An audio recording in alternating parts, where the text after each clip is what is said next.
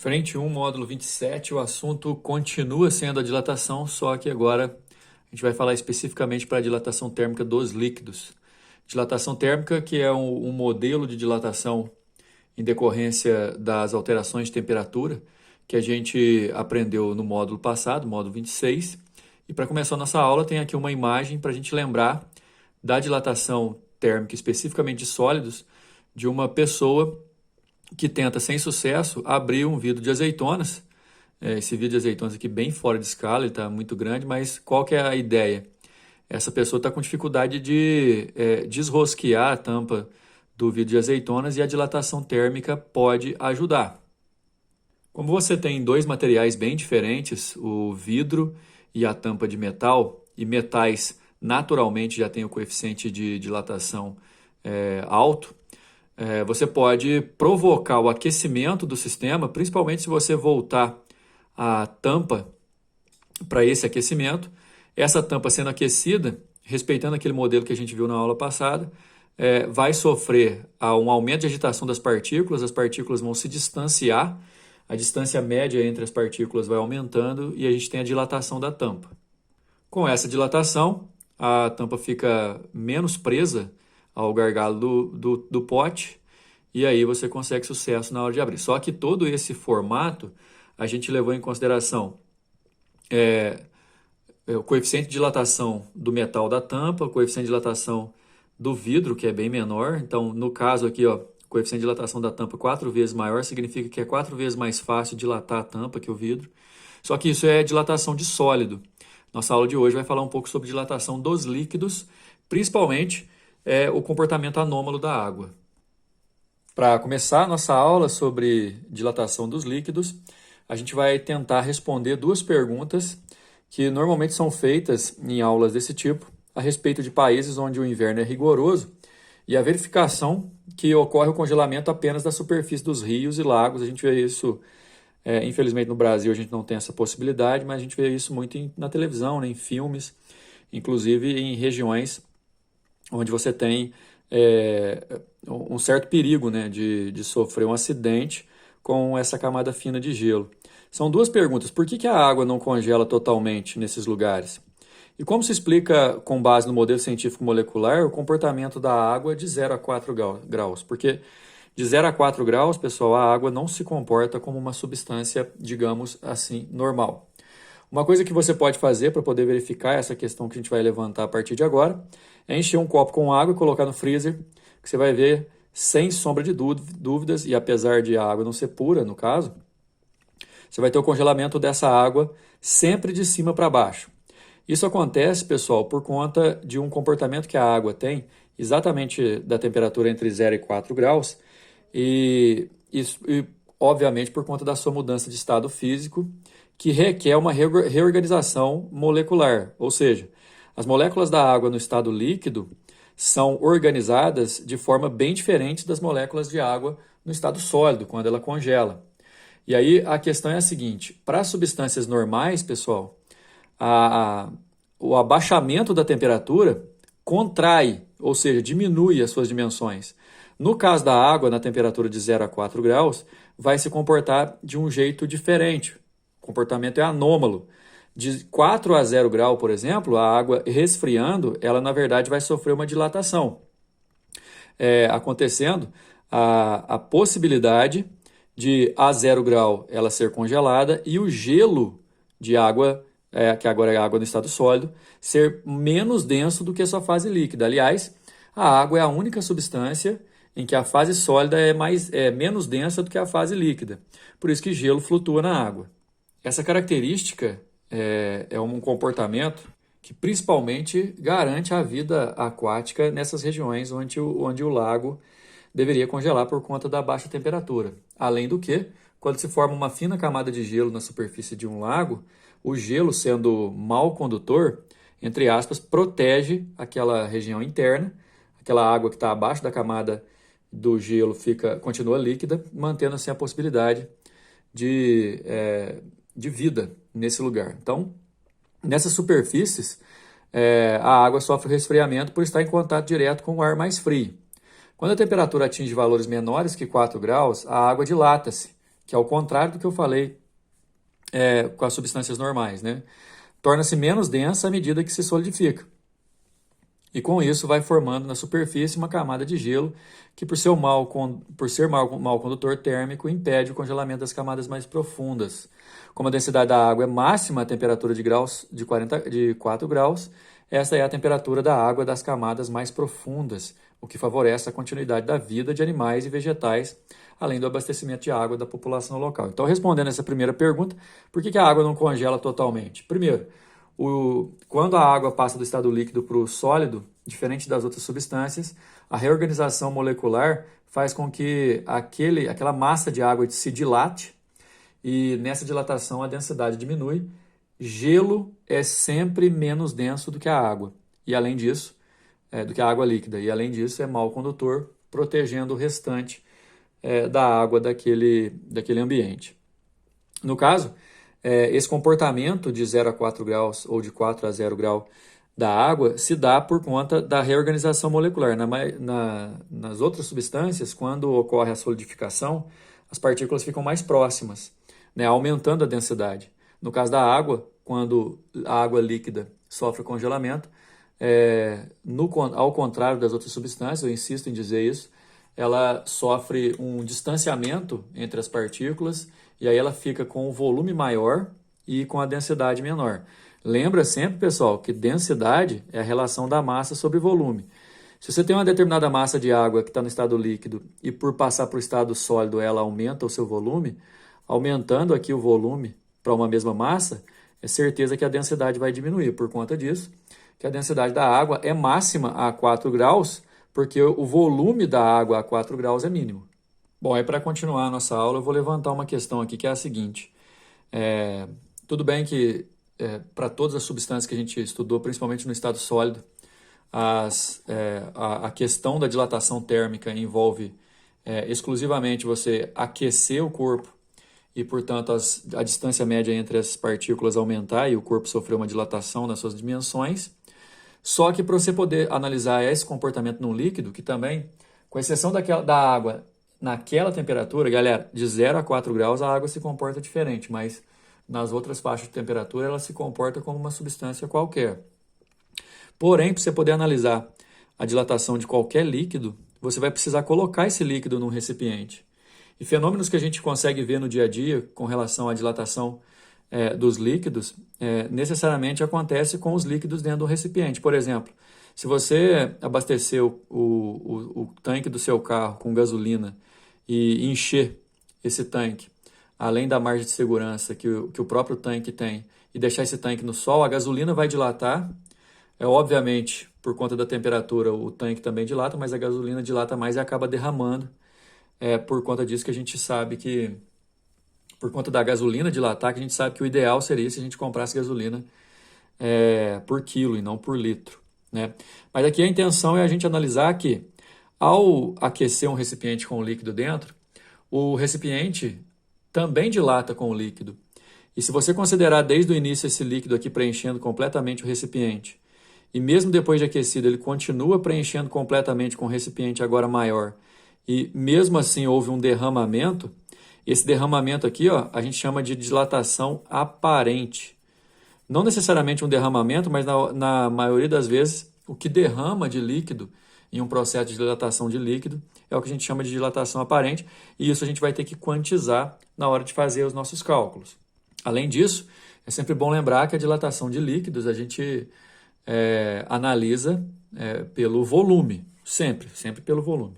E por ser pelo volume, pessoal, a gente vai considerar aquela fórmula de dilatação, né, que é a variação das dimensões, no caso volume inicial, coeficiente de dilatação volumétrica, que é o gama, e a variação de temperatura. Só que aqui, esse AP, galera, tá por conta de que vai considerar só aquele volume que derramou, né? Esse AP significa a dilatação aparente. Então, para líquidos, o que você vai ter? Você vai ter dilatação aparente, você vai ter dilatação real, dilatação do recipiente.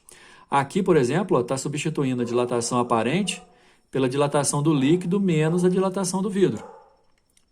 Bom, líquido e recipiente, eu prefiro que vocês levem isso em consideração. Então, sempre a aparente vai ser a dilatação real do líquido, eu prefiro que vocês imaginem assim, menos a dilatação do recipiente, certo? É isso que a gente vai analisar.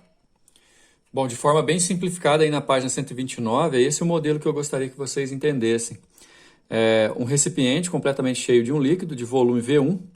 O volume V1 é do recipiente, mas como o líquido ocupa o recipiente como inteiro, eu tenho também o volume do líquido como sendo V1 e a temperatura inicial é θ1.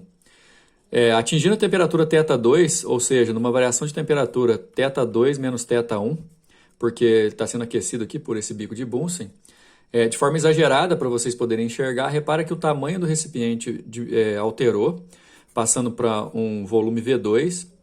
Você consegue enxergar que o recipiente ainda fica repleto do líquido, então o volume também do líquido vai de V1 para V2, só que mesmo assim parte do líquido derramou, foi extravasado, é o que a gente chama de dilatação aparente. Então eu tenho o volume inicial do líquido, eu tenho o volume final do líquido e tenho o volume que foi derramado. O volume total, que é o que a gente chama de dilatação real, é o volume que ele acaba atingindo, V2, mais o que foi dilatado aparentemente. A questão, pessoal, é que eu queria que vocês relacionassem dessa forma. A dilatação real é igual à aparente mais a do frasco ou do recipiente. Aqui estão em termos de coeficiente, mas vocês podem escrever assim também, né? A dilatação total do líquido real é a dilatação que realmente ele atingiu do recipiente final, que é a aparente mais a do frasco.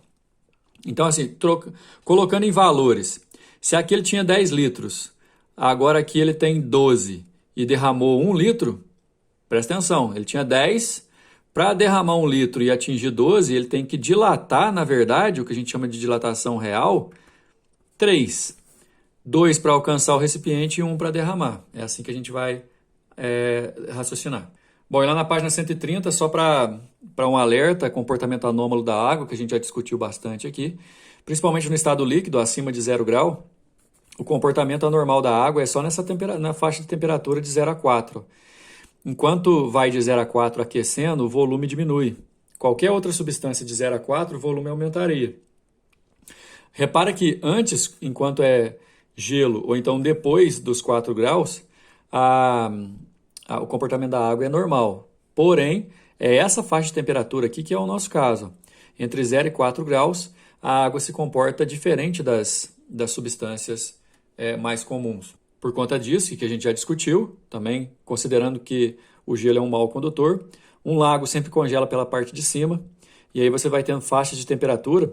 Como a 4 graus você tem o volume mínimo de água, né, você vai ter densidade máxima, portanto a água do fundo é um pouco mais quente que a água da superfície. Página 132, exercícios do módulo de dilatação térmica dos líquidos. O tanque de expansão térmica é uma tecnologia recente que tem por objetivo proteger caldeiras de aquecimento de água. Quando a temperatura da caldeira se eleva, a água se expande e pode romper a caldeira. Para que isso não ocorra, a água passa para o tanque de expansão térmica através de uma válvula. O tanque dispõe de um diafragma elástico que permite a volta da água para a caldeira. A questão é que se a água aquecer demais e ela dilatar muito, o que a gente chama popularmente de ladrão, é o que vai levar essa parte de água expandida, que é o que a gente está chamando aqui na aula de dilatação aparente, para que o sistema não sofra dano. Suponha que você queira proteger uma caldeira de volume de 500 litros destinada a aquecer a água de 20 a 80 graus, ou seja, a gente vai ter uma variação de temperatura de 60 graus Celsius. Que entre essas temperaturas pode-se adotar para o coeficiente de dilatação volumétrica da água o valor médio de 4 vezes 10 a menos 4. E é importante você sempre prestar atenção nisso aqui. Como a gente vai tratar de volume, você tem que ter o coeficiente volumétrico. Sabendo-se que o preço de um tanque de expansão térmica para essa finalidade é diretamente proporcional ao seu volume, ou seja, quanto maior ele for, mais caro ele fica, assinale das opções fornecidas qual deve ser o volume do tanque que pode proporcionar melhor relação custo-benefício, ou seja, eu quero o tanque menor possível, mas que responda o que eu esteja precisando. é só calcular a dilatação que a água pode sofrer. A dilatação volumétrica dilatação é igual volume inicial, coeficiente e variação de temperatura. Tudo isso a gente tem. Eu tenho 500 litros de água, volume inicial, coeficiente de dilatação volumétrica 4,4 vezes 10 a menos 4 e a temperatura variando de 20 a 80, portanto, 60 graus. Se eu multiplicar tudo, vai dar 13,2 litros. E nesse caso, um recipiente de volume 12 litros não vai suportar o que eu preciso. O de 20 até suporta, mas tem como opção de 16 e como eu quero o melhor custo, a resposta D. Número 2, em um experimento foram colocados em um becker de vidro graduado 100 centímetros cúbicos de um líquido a temperatura de 293 Kelvin. Aquecendo o sistema até 393, ou seja, foi uma variação de temperatura, pessoal, de 293 para 393 é uma variação de temperatura de 100 Kelvin.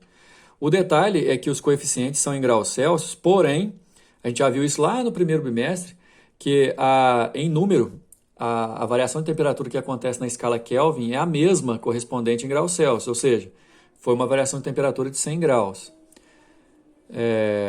Obteve-se um novo volume do líquido igual a 101,13, ou seja, olha, eu tinha 100 e agora ele passou para 101,13, dilatou 1,13, sendo o coeficiente de dilatação linear do vidro 9 vezes 10 a menos 6, e aí eu vou ter que considerar também a dilatação do vidro. O problema é que, olha só, sempre vai acontecer isso nos exercícios, prestem muita atenção, a gente vai ter que fazer em termos de volume, pessoal. Por isso que o coeficiente de dilatação que o exercício deu, eu vou usar, mas eu vou ter que multiplicar por 3. 27 vezes 10 a menos 6. Isso aqui seria o coeficiente do recipiente. Certo? Eu quero saber o coeficiente de dilatação térmica real do líquido.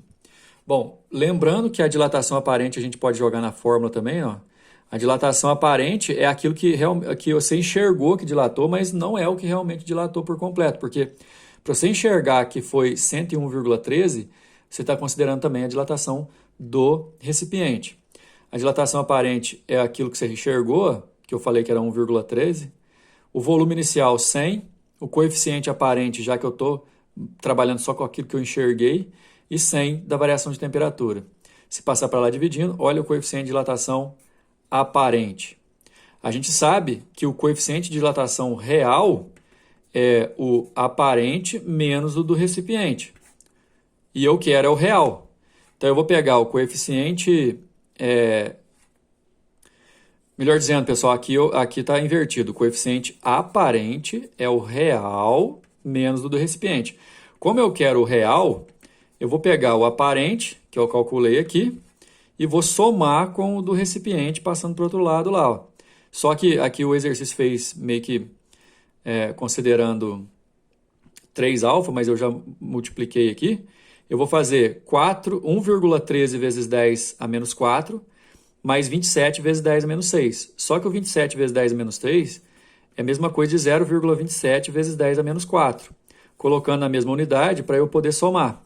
1,13 com 0,27 dá 1,40 vezes 10 a menos 4, que é a nossa resposta da letra E. Real é o aparente mais o do recipiente.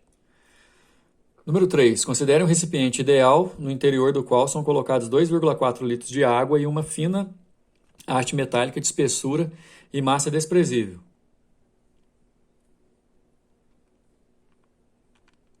Comprimento inicial igual a 10 centímetros e coeficiente de dilatação volumétrico igual a 3,6. Beleza? Atenção sempre se está dando volumétrico ou qualquer outro. Que estão em equilíbrio térmico a uma temperatura de 20 graus. Então, eu tenho 2,4 litros de água e uma haste de metal, ambos a 20 graus. O conjunto é colocado no interior de um forno de potência constante de 4.000 watts, que é ligado durante 3 minutos. Olha, eu tenho potência e tempo para poder calcular a energia do processo.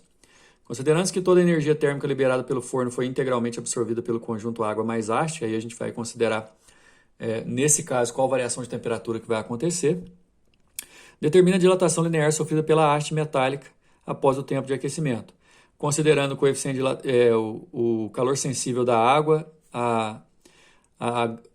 a densidade 1 grama por centímetro cúbico para a gente transformar isso aqui ó, em 2.400 gramas, o 2,4 litros. Além disso que uma caloria vale 4 joules. Então, no caso de ser 4.000, só para transformar aqui antes, ó, 4.000 watts é o mesmo que 4.000 joules por segundo. Nesse caso, como cada 4 joules dá uma caloria, são 1.000 calorias por segundo durante 3 minutos. Potência é a relação dessa energia pelo tempo. Se eu multiplicar cruzado aqui, ó, eu acho em joule. Se eu dividir por 4, eu acho em caloria. Essa quantidade de energia foi absorvida pelo sistema e eu vou pegar o coeficiente de dilatação, o calor sensível da água para poder usar aquela formulinha que a gente usava, lembra, do quimicão, para saber qual que é a variação de temperatura. Energia, 2.400 gramas de água, 1 do calor sensível e a variação de temperatura de 75 graus. Ou seja, essa haste metálica que tinha 10 centímetros, de coeficiente 3,6 vezes 10 a menos 5, só que é volumétrico, variou a temperatura em 75 graus.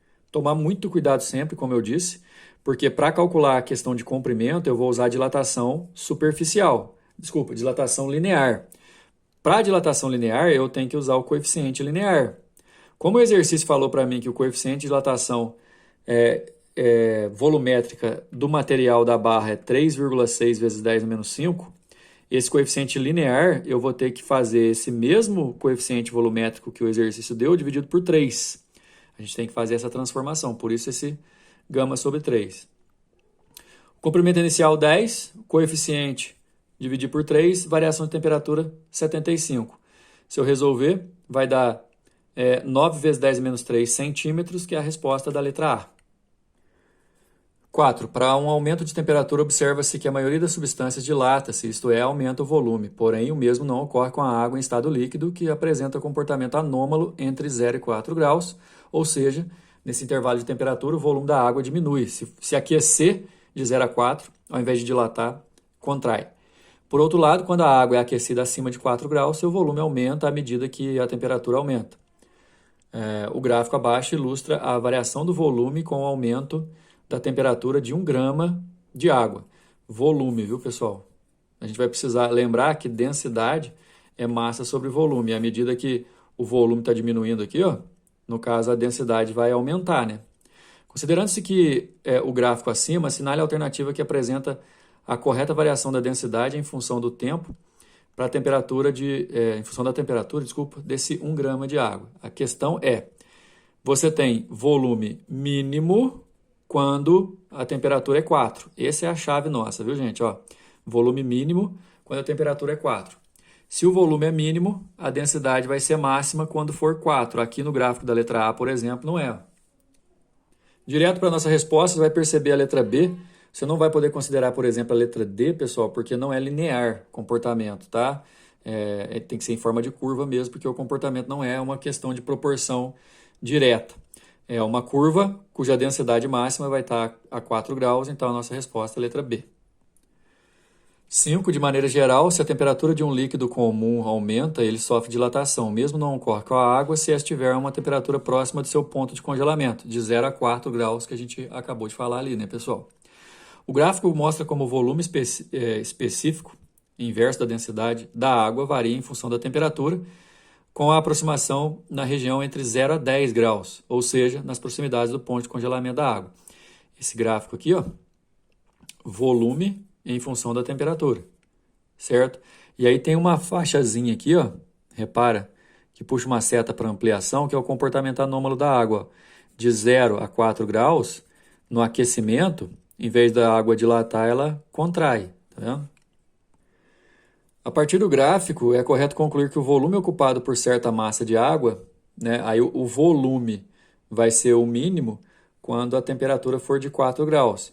No caso, se você diminuir em menos de 0,04%, bom, na verdade, assim, ó, o comportamento que a gente tem que analisar aqui é de 0 a 4, né? Então, a única que mostra pra gente aqui, ó, de 0 a 4, tem aqui até de 4 a 0, mas de 4 a 0, quando ela esfria, ao invés dela contrair, ela dilata, né?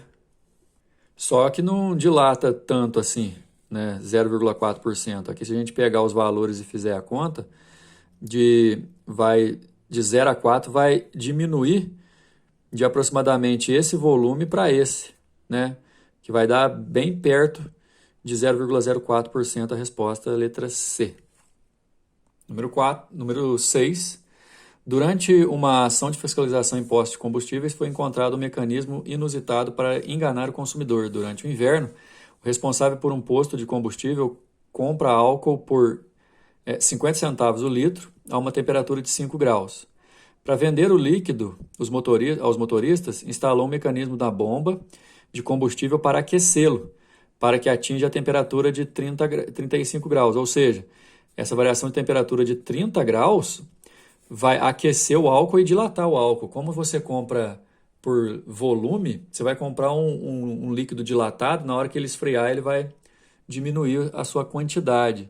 Por isso que eu falei anteriormente que o certo era comprar combustível por quilo, sendo o litro de álcool vendido a R$ 1,60. Diariamente o posto compra 20 mil litros, e aí ele gastaria R$ 10.000 de álcool a 5 graus e revende. Se ele vende 20 mil a 1,60, ele ganharia, né, no caso, R$ 32 mil nisso, se ele estivesse vendendo a 5 graus. Mas como ele vai vender com uma dilatação, ele vai ganhar mais do que isso, né? Com relação à situação hipotética descrita no texto e dado o coeficiente de dilatação volumétrica do álcool, 1 vezes 10 menos 3, desprezando-se o custo da energia gasta no aquecimento e tal, qual que é o ganho financeiro desse posto? Primeiro, fazer o seguinte, o posto compra e vende 20 mil por dia. Aí ele quer saber aqui no exercício, em uma semana, por isso que está multiplicando por 7. Então, o nosso foco de conta é de 140 mil litros. Considerando que 140 mil litros de álcool serão aquecidos de 5 a 35 graus, para uma variação de temperatura de 30, se você multiplicar, ele vai ganhar 4.200 litros do nada. Se tivesse vendendo combustível por quilo, nada disso aconteceria. Como ele vai vender cada litro sobressalente desse por 1,60, e isso aqui foi realmente um ganho, entre aspas, né? Não é que apareceram novas moléculas de combustível, mas como ele vende em volume, vai vender o líquido dilatado. Se eu multiplicar por 1,60, vai dar 6.720, que é a resposta da letra D. Número 7. As altas temperaturas de combustão e o atrito entre suas peças móveis são alguns dos fatores que provocam aquecimento dos motores a combustão interna, motor de carro praticamente, né? Para evitar o superaquecimento e consequentes danos a esses motores, foram desenvolvidos atuais sistemas de refrigeração em que um fluido arrefecedor com propriedades especiais circula pelo interior do motor, que é antigamente, no caso do radiador, né, pessoal? Absorvendo o calor que, ao passar pelo radiador, é transferido para a atmosfera. Qual a propriedade do fluido arrefecedor deve possuir para cumprir seu objetivo com maior eficiência? Aqui dá uma resposta, letra A aqui, mas sem opções para marcar. Eu não sei se na apostila de vocês está assim, mas na verdade, esse líquido ele tem que ser capaz de puxar muita energia das partes do motor que ele tem que resfriar e não alterar tanto assim a sua temperatura. Então ele tem que ter um alto calor sensível. Por exemplo, a água tem um alto calor sensível, né? Mas a resposta seria alto calor sensível desse número 7. Bom, aí a gente vai encerrando aqui, pessoal. Próxima aula, a gente continua aí nosso curso de Física. Até mais.